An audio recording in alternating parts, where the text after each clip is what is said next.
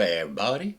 So this is a real quick one. If you've got characters and you've got animations. Now I never use these because I don't animate in DAZ, but what I do use them for sometimes is I can take one of these, click your character, double click on one of these animations.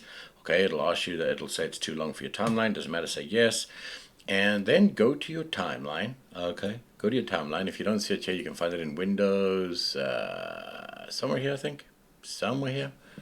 PQR timeline. There we go. There it is.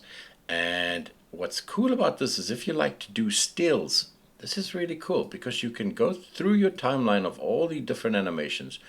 And this can help you set up a really cool, maybe even like a beginner pose or something to help you.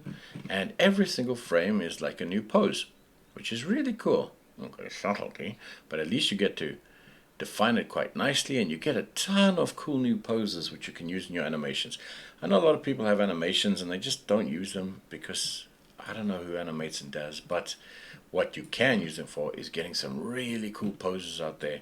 And the cool thing about that is you can still go in and you can change whatever you want about the character, which is really cool. So you can go and still use all your morphs on that frame. Remember your frame out, and you can start just rendering that frame out, which is really powerful and really cool. So if you do have animations, don't let them go to waste. You can just slap them on and you can scroll through your entire timeline and you can get really cool looking shots for your stills.